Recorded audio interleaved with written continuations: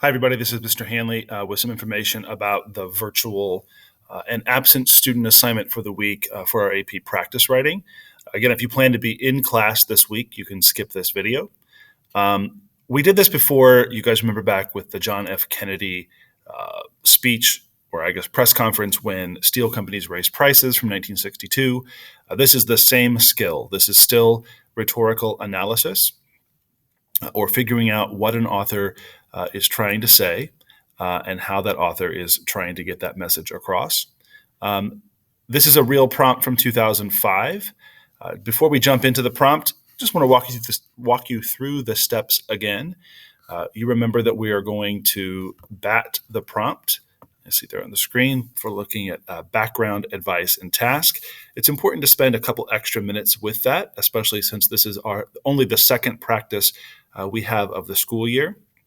Normally by this time we'd have 4 or 5 practices, but it's just really tough to do this year. So it's important to spend an extra minute looking at the prompt. We'll do that in just a second together. Of course, we're going to ask you to read and annotate the text. As you look at that, you might think back to what we've talked about all semester. Look for shifts in the text. Look for those rhetorical devices. And a hint for this one, this is at the end of our unit on satire for a reason. So I'm not going to say anything else to make it fair to everybody, but just think about that. Finally, with this one, I added a 4th bullet point. Do you see a universal truth here, right? Is there something that the author is really trying to get across? Is the author making a claim about how people behave or the human nature in general?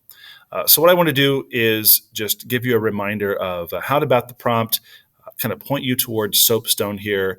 I'm not going to give you too much information other than to say it's important to spend that time pre-writing and then take no more than 50 minutes in the entire task to get it all done.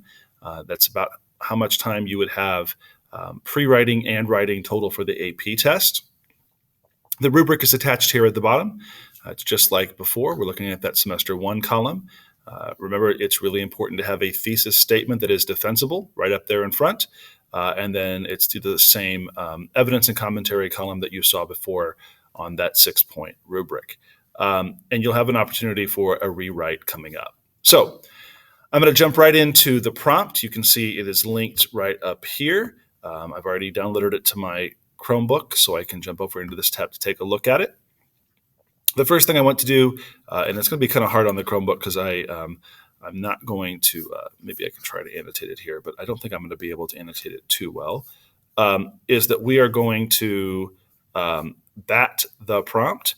So a reminder that that looks like, I might be able to do this here. This is exciting.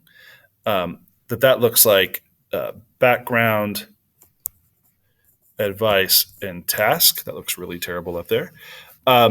So just to look for background information first, the following article is a mock press release. I think that's really important information, right? It is a mock press release. I can't believe that students came back from the 2005 test and they wanted to tell me all about these magical shoe inserts that they got to read about. And other students notice that it is a mock press release from The Onion, right? Remember back to our vocabulary, mock means fake. A publication devoted to humor and satire. Okay, so there's the background information we have, right? It is super important to remember that as you read today. Read the article carefully. Advice information. And here's our task. Write an essay in which you analyze the strategies used in the article to satirize how products are marketed to consumers. Now let's focus in on that verb satirize, which in all truth, I'm not really sure is a real word. It sounds like a made up word to me, but to make satire of, right? To make fun of. So utilizing those strategies we've talked about, like lampooning, or being tongue-in-cheek, or using sarcasm or sardonic humor to generally make fun of something, right? But we can't stop there because the prompt tells us that they're satirizing something, right? How products are marketed to consumers.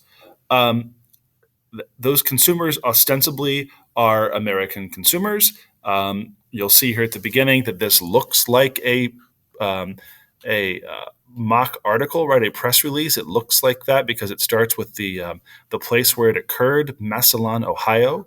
As you look through here, you're going to see that it uses all sorts of the same devices that a news article or a press release might use, like testimony from authorities, big scientific sounding words, data that appeal to logos, right? That the American consumers might really like.